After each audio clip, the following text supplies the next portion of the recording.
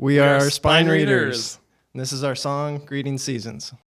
When the summer's gone and the snow covers the ground, does my shadow crawl out from under winter? If anybody cares, anybody cares at all, we fall like twigs and branches. If anybody cares, anybody cares at all, swept up like warm shadow. And I'm waiting for the deep freeze in my mind to thaw the thoughts of you. I'm desperate to find and to wait. Quick as we can.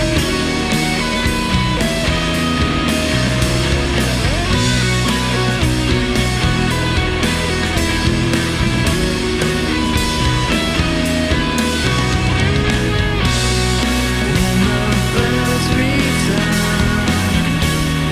there's my shadow on the lawn. So we reconnect about the lost days come and gone. If anybody cares, anybody cares at all, we snap like twigs and branches. If anybody cares, anybody cares at all, held back like last year's glasses. And I'm waiting for the deep freeze in my mind to thaw the thoughts of you. I'm desperate to find. I'm waiting for a heat wave in my mind to burn the sight of you for all time in my eyes and melt away as it came. It fades away. It fades away. It fades away.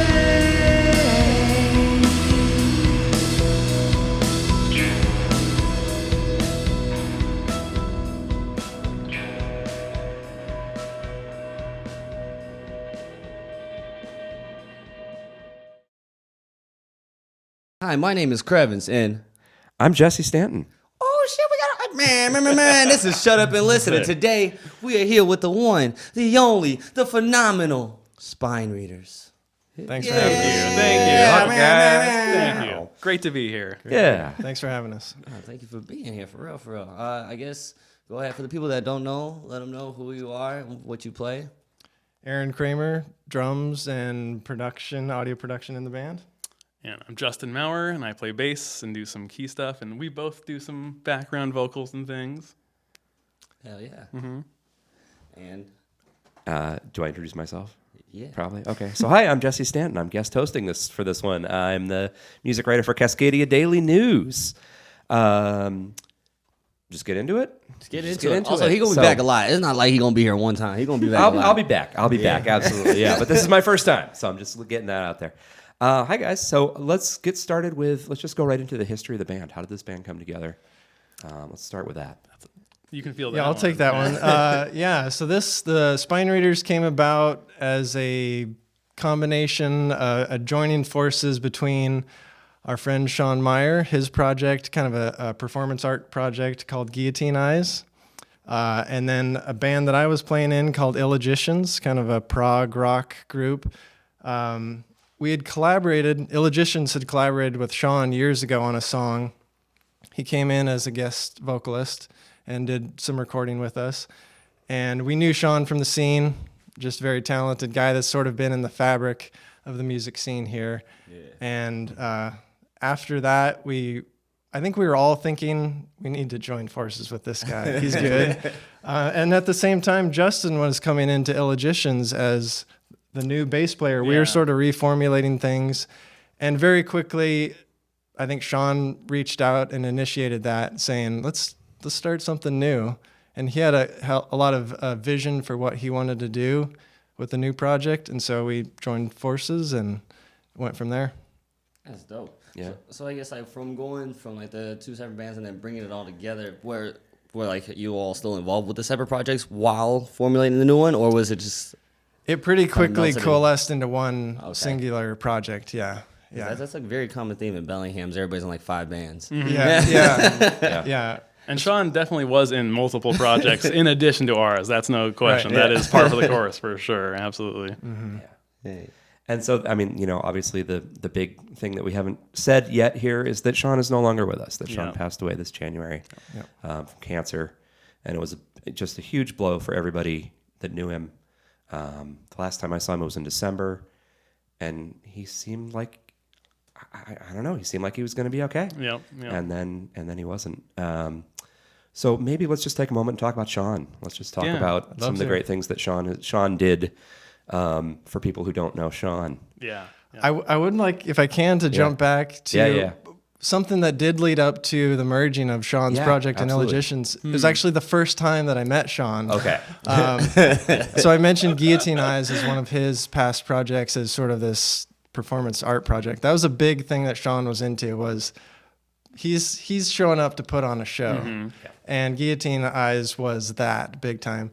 And so Illogicians had a shared bill with Guillotine Eyes, and we were sitting there watching him perform, and he's in his full costume. He's writhing around on the floor singing. It's this beautiful yet slightly off-putting experience. He's up in your face. He's interacting with people. And then out of the corner of my eye, I see a woman come walking out of the back room, and she's wearing like a full nun's robe. The slow, creepy walk. She gets up onto the bar, and she opens her robe, fully exposed, while Sean is crawling up on the floor.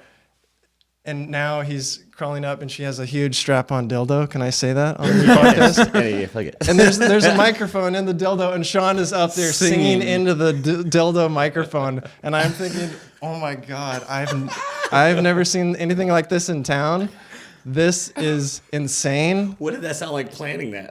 Truly, right? Yeah, no He kidding. was very subtle at sound check about it. He had it concealed in a plastic bag. Yep. And he didn't want to give away any secrets. But it was at that moment I thought, this guy is amazing. Yeah. I so gotta play in a band with this guy. Unique And- creative force for Yeah, sure. Absolutely. If the music wasn't good and his voice wasn't great, I would have thought, this is just show.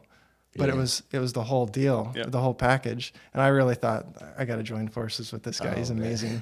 Yeah, I remember seeing him, the City of Lost Children. Did you guys ever see that group? Yeah, No, never but I saw heard him. about He did Never the whole saw. show with his back to the audience, but like with a creepy mask on the back of his head, facing that would face the audience, and he would be playing guitar and sort of conducting the rest of the band.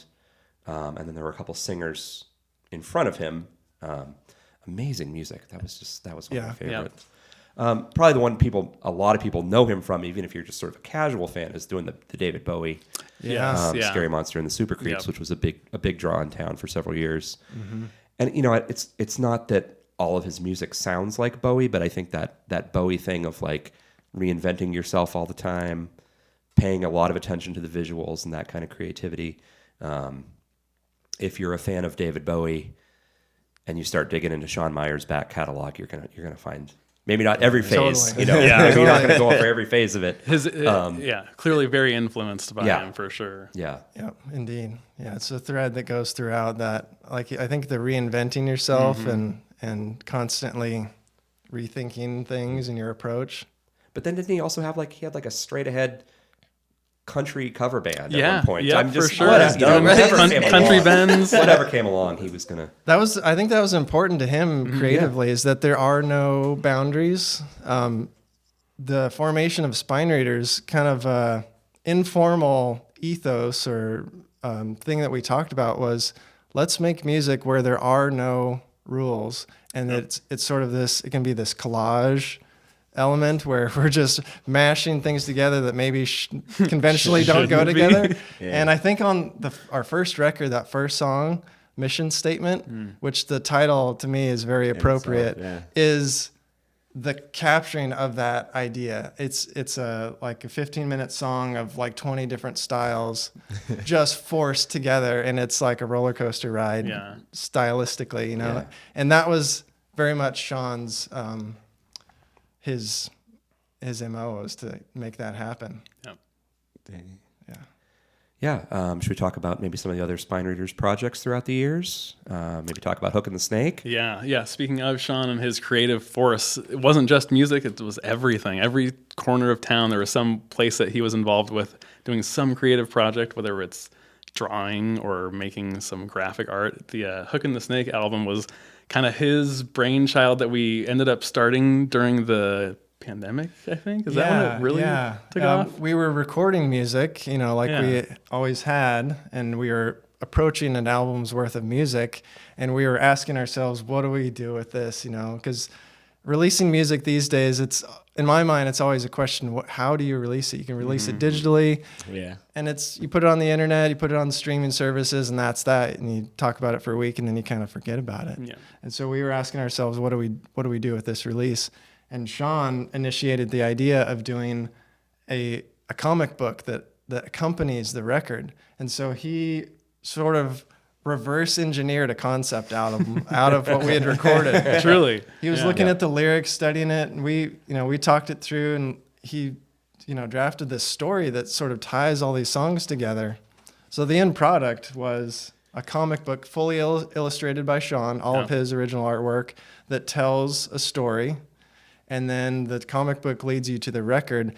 And we actually produced a full audio drama that's interwoven with the songs, with voice actors playing the parts and telling the story.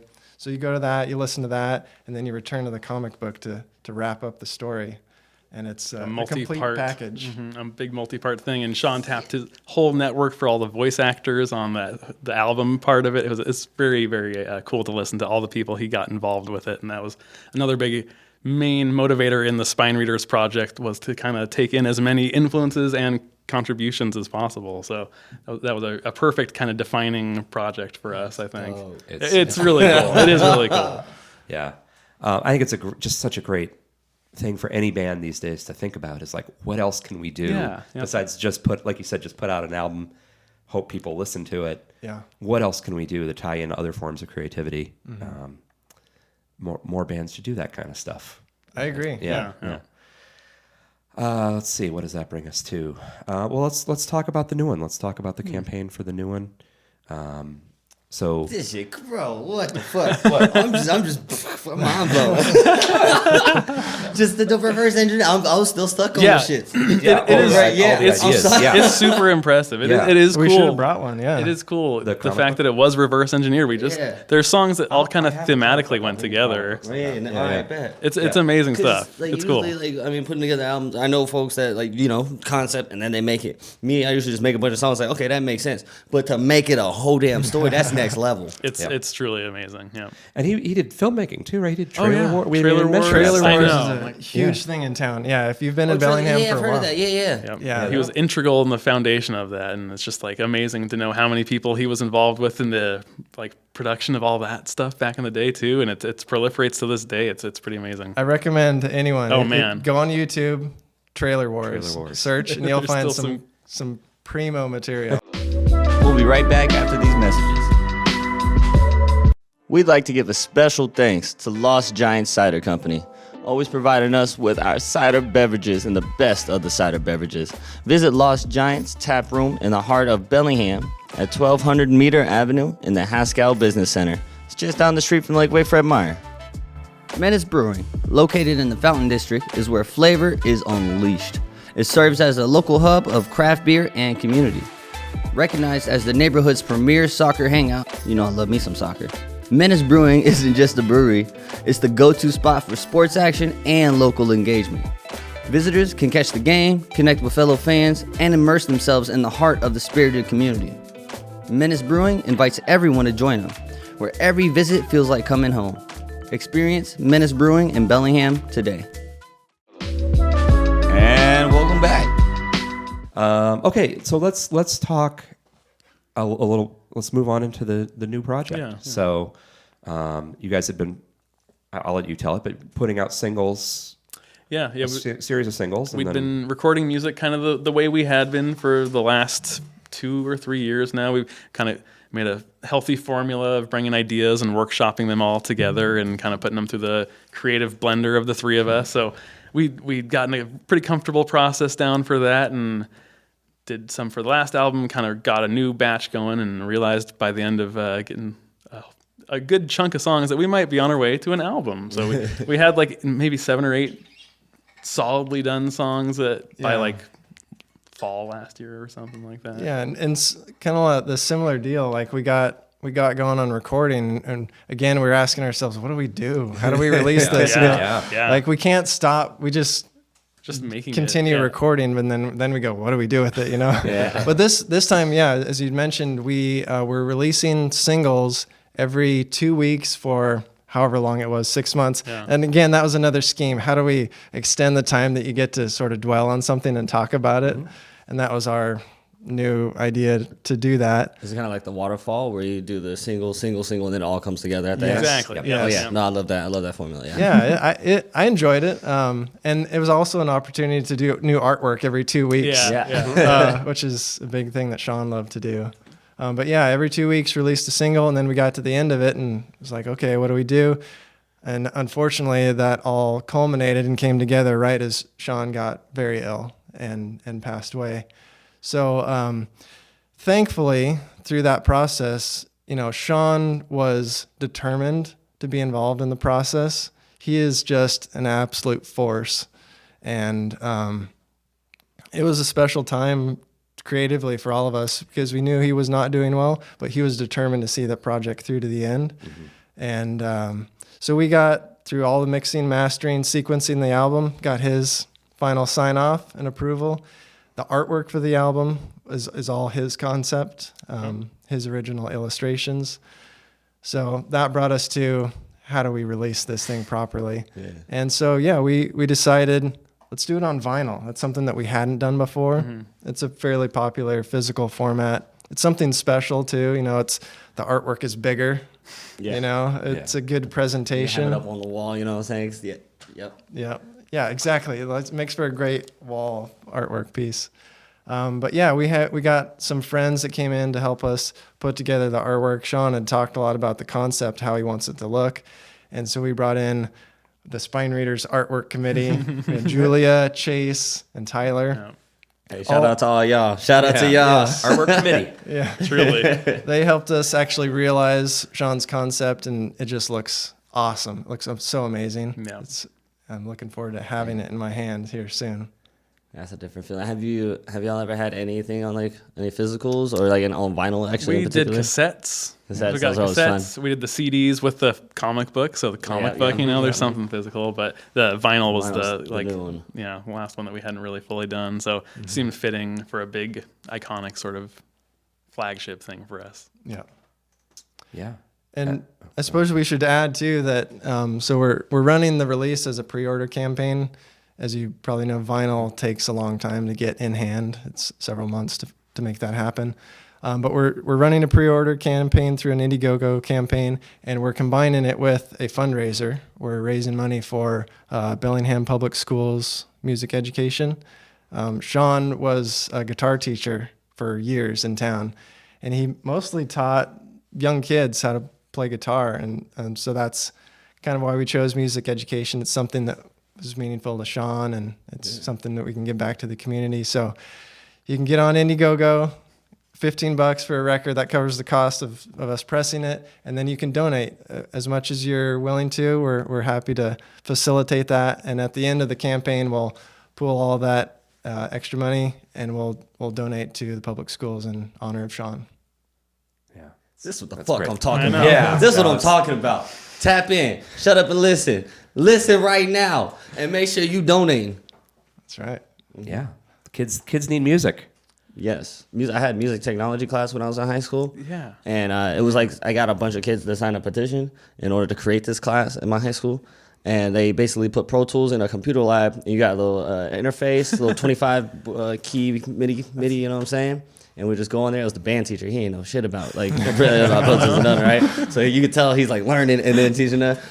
I just YouTube University it, Yeah. and I was in the back just That's So like yeah, music formative. education. Yeah, just look at me now. Formative stuff happens with that sort of thing. But that So, chance to tinker is Yep. like Yes. sets you on a path. And I Yeah, think absolutely. that's for a lot of kids. Sean had a knack for Yeah. helping kids find their voice. You know, it wasn't all about just here are the chords, here are the scales. It was exercise your find your style. creativity, Yeah. your Yeah. style. what do you want to say? Do you like what you're doing with this? How do you say something about Yeah. that? Yeah. Very intentional about that creativity, which is always really amazing. Cool. Is there going to be any sort of live, in-person get-together around this album coming out? Is there a listening party or some? I feel like there are a lot of people Yeah. out there that would probably Yeah, appreciate. We've the done chance some to- private listenings amongst small groups of friends and some You can do talks. a donate-based like entry and whatnot for the listening party. Oh, That's towards a the nice fundraiser. idea. yeah, interesting. That's a good point. We have not organized Yeah. anything. The gears are turning. Yeah. About possibly an October show that's a Sean Memorial sort Memorial, of okay. thing. I don't know what that looks like, but Okay. I love the ideas. Keep them And coming. we're considering that Yeah. as well, for sure. yeah. Yeah. I hope there's something where Yeah. everybody that knew him and he meant Yeah. something to them can come out and. In terms of playing Spine Reader songs, I'm honestly like, how the hell do we do Right. this without Sean? Sean is Yeah. like I don't know. a powerhouse of Yeah. holding that stuff together is amazing. How many parts he tackled. So He was the engine Yes, of Spine Readers 100%. for sure. Well, yeah, but I would say, for people that haven't seen you, didn't get to see you guys as a band, when people hear, there's a guitar player that writes the songs and is the lead singer, that can seem like the bass player and the drummer are just sort of replaceable, interchangeable parts, and I feel like you guys were. He may have been the engine, but it wouldn't have been the same with anybody else playing bass and drums and singing and keyboards and producing and all the stuff that you guys do too. So I appreciate you just saying that. shout out, Yeah. You gotta stand something 10 for toes, that. baby. thank you. Yeah. That was It wasn't just a genius and two randos project. totally you know? fair. Totally fair. You guys got to give yourself some Yeah, some yeah. credit there. And Yeah. that was the truth. It was the creative process of the three of us all hashing out ideas together that became kind of the core of what Spine Readers as a band was. So it is definitely true. And this album in particular, the new album, I would say by far is the most like a unit the band has felt. And the writing really was, everyone contributed at least one song, and there was a lot of collaborative writing, even lyric writing, which is less common. A Yeah, lot of I like times that. that's you're on your own in your room in your notebook or whatever on your phone, where this was like standing around in the studio. What if we do this? Throwing out lines. throwing out Yeah. rhyming couplets, and like, does that work? We can come up with something better. Than And it's that. like real time, filtering of the bad ideas and reinforcing the good ones. So that's something that is kind of unique about this new album. How does it feel sonically, I guess? Wow, we would describe the sonics of it. I would say this album is more cohesive than any. Yeah, where our first couple albums are maybe more sporadic, eclectically drawn. These each song is pretty cohesive in and of itself, whereas each track might be pretty different between themselves. Still, as we like to do it, each track is its own cohesive idea, which feels digestible. It's nice to listen to. It's nice to listen to. These are good, solid ideas that have good core things behind each one of them. So yeah, it's I don't know, sonically though, rock, Yeah. guitar, rock. Yeah. We kind of had two modes of operating this go around, where we were either doing the conventional like multi-tracking layering where you start with drums and bass guitars and you stack things up, or we were in the do it live in the room mode, which was super fun this go around. We haven't done a whole lot of that, but this album, I think there's at least 3 Yeah, where yeah. it was like all in the same room, staring at each other this far away doing the track. That's got a whole different feel too. It's yeah. got some. It brings energy that you don't get when you're just multi-tracking, layering stuff. Yeah. Absolutely. And we were able to visit another studio down in Seattle and track a song down there. That was a studio? I forget the name of it. Was it Earwig Earwig, Studio, yeah, I was gonna say- very cool okay, studio Earwig, yeah. in Seattle, Fremont area. Yeah. It was Yeah, a great and little then, experience there. Same sort of thing. Practicing all in the room in that space was a nice challenge, and then tracking it in a new space was its whole own thing. Because it has that little weird feeling. Yeah, like, oh, ooh, okay, I'm performing yeah. now. I'm performing in the studio. But it was great. It was a cool bonding experience, and I feel like we all figured out some more intentional ways to get through some stuff through that too. So yeah, cool experiences all around, creative things. You know that one record you're trying to find on vinyl from your favorite artist, you just can't find it. Have you ever checked out Black Noise? It's in the heart. It is the heart of Bellingham's music scene, founded by the one and only Nico Sanchez. They've got all sorts of indie gems, handpicked by Nico himself. Jazz, punk, you name it. Swing by for some good vibes and whatever album you're trying to find. 1312 Bay Street, Deppin. Binary Recording Studio is a versatile space designed to cater to all music genres. And when I say all, I mean all. If you're into jazz, rock, hip-hop, or anything in between, Binary is equipped to bring your music to life. With the expert engineering and the best setup, my boy Bob, he can capture the essence of whatever you are wanting to create and bring it, just to reality. From there, book your session today, unleash your creativity at Binary Recording Studio. But for real, my boy Bob, he will not disappoint. And welcome back. Speaking of experiences, then, all right, let's go individually. What is either your favorite show that y'all have played or just one of the craziest stories you got? Great question. I guess I gotta go with one. I'm not gonna name the venue because we actually wrote a song about the experience. Wow. The song, what is it? Protect the innocent or something? You don't name him in the book. You use an alter ego. But yeah, on the album there's a song called "The Gold Brick," and so this is a show has that a gold brick? we played down south. South of Bellingham, somewhere. Narrows it down. Solve the mystery.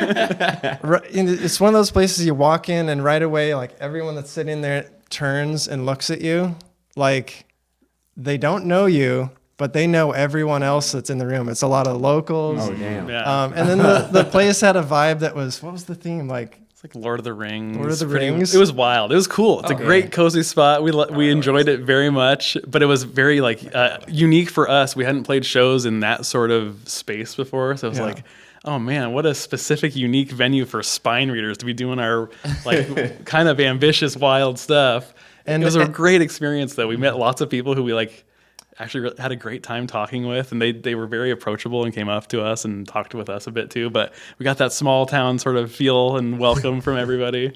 everyone in there was a character, like a cartoon character in my mind. Like, See, that seems perfect for your band to me. True. Yes. Yeah. It was just such a memorable experience. So yeah, we ended up writing a song that, in my view, it's like if David Bowie rewrote the theme song to Cheers. It's kind of like that, you know. You're sort of capturing the essence of this place and the characters that exist in this place, but it's sort of abstracted a little bit and dressed up a bit. All right, I'm gonna have to check that one out. Yeah, it's a fun one. My answer, we'd have to be one of our Halloween shows. We played, that was a thing for Sean, birthday around Halloween. Always had to have a Halloween show on the books. Shows go crazy. And they're amazing. Yeah, It's always super fun. Everyone who's there is always stoked to be there. So, not the very last one, it must have been 2022. We played a kind of a house show on a second story spot in town. I don't want to blow them up necessarily either, but The ballroom? it was the we played that ballroom. show. Ballroom. Yeah, you guys were yes. there. Holy shit! Yeah. Yeah, that's right. Great they show. don't- They don't they're not exist doing shows anymore. No, yeah, ballroom's they- closed now. I So know yeah, that, so I can't really. Also, blame you them. can always just say the name of a house venue. Just don't say the address. Yeah, there you go. DM for address. That show was absolutely amazing. That was a super they got fun the swing one. in the middle and everything. Yeah, too. exactly. Yeah. By the time that people were swinging from rafters, it was like, this is the best show we've ever played. This is so much fun. It was also great having. We had like our album art outfits on. We had big robes and black face masks, and we're walking around in our outfits and had a evil whole monks, yeah, kind the of. whole evil monk Yeah. vibe. It was very was spooky, wild. perfect for Halloween. But we also got to have our girlfriends and wives also dress up in those outfits and kind of walk around the venue with us and play like weird spooky stuff around. It was just a fun family feel for our band. Everybody had a part to do, and it was just a great fun show. And by the end, we all went down and ate pie out of the back of Aaron's car, and it was just great. One of the best memorable nights. right So it's great. People swinging from rafters, eating pie at the end of the night. The ballroom too, man. Kids unbelievable. show up there People are ready so to get amped. down. So You know, rage, yeah. It was the so vibe good. there was just amazing. Yeah. it was funny to me because we had played a show, if you remember, the exact same lineup of bands. We played a show at the Blue Room a couple months before Yeah. on like a Wednesday or Thursday night to like nobody. So if you- And then, you put the same bands at the ballroom for Halloween and it's just going to be packed Wild. and crazy.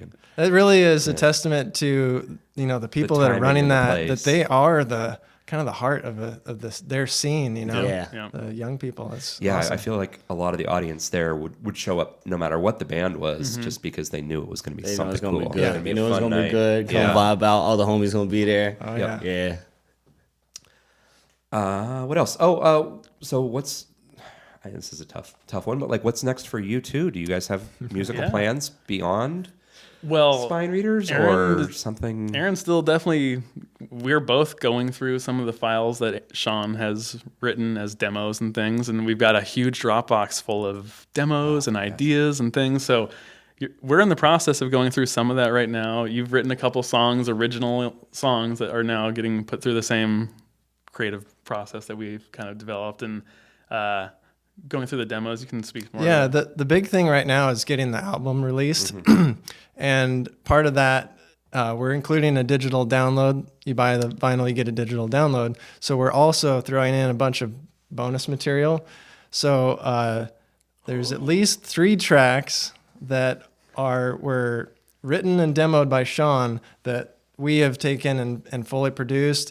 We're bringing in some of Sean's closest friends to collaborate and finish out those songs. So these will be brand new, true Spine Readers songs, but filled out with a few extra helping hands. And one in particular that I'm really stoked on is it's actually kind of a country pop tune, which is Sean actually had talked about wanting to do.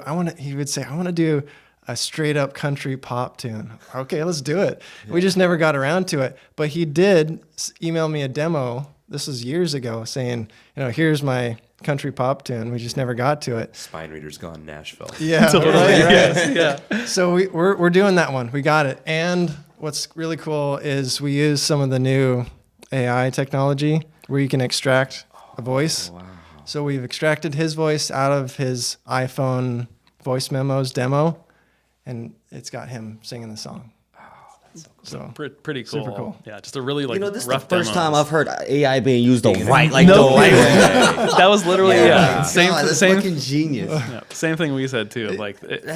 Yeah. you've heard like the Beatles. There's a recent Beatles song that was released, and they did a similar thing where they extracted out his voice, and they can do all the noise reduction and stuff. Yeah. It's kind of amazing. It's a miracle that we got his voice on the song, but it's super cool. That's exciting. Yeah. So yeah, we are still absolutely making music. We still are meeting up every weekend to go through things and make some new stuff, recording some new tunes. Who knows what moniker they may end up under? We'll probably keep making music with the creative stuff that we've got going on, but we're still making things, and there's still energy and creative stuff there. So I do think that the Spine Readers name will be retired. Yeah. Without Sean, Yep. it's just it'll never be true Spine Readers. So any demos or any things that he came up with that we release, we'll make Spine Readers tracks, but anything past his influence is probably end of chapter. yeah. Yeah. Yeah. I support that all the way, man. Yeah. I fucking love you guys. This is dope. I guess I have one last thing for you guys. First of all, thank you for being here. This is phenomenal. Thanks for having Thank us. you. But how I like to end every single one is what's one piece of advice you just want to give to the people?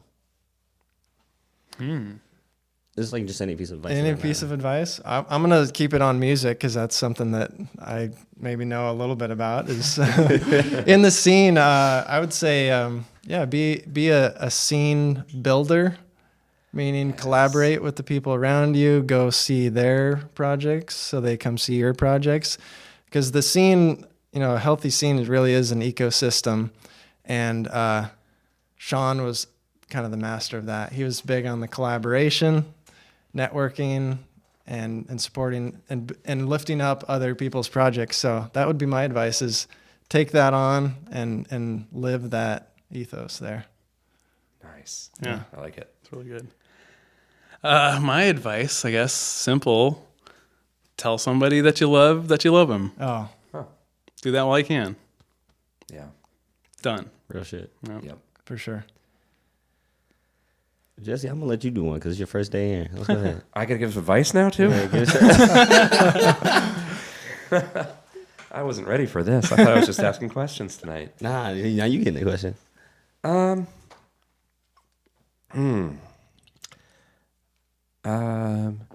Something to the effect of, one of the best pieces of advice I ever got. Somebody told me once that most people who say they've been working at the same job for 20 years really mean they've been working.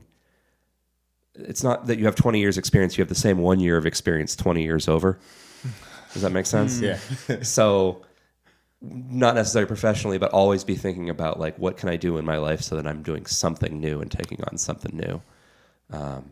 The person who told me this was a journalist, and that was why they were interested in journalism, was because they just kind of got to keep reaching out to new people, which is partly why I'm here tonight, right? But you can do that in a lot of different ways, but just keep finding new people and new things and taking on new challenges. So I really like that. Nice.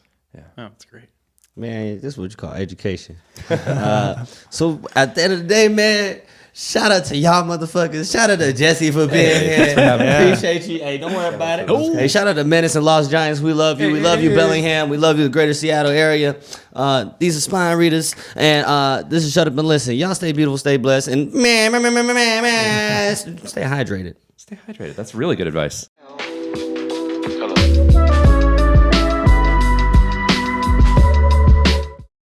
Thanks again for tuning in to Shut Up and Listen. For more captivating content, including videos, articles, and everything music related, visit our website at shutupbeham.com.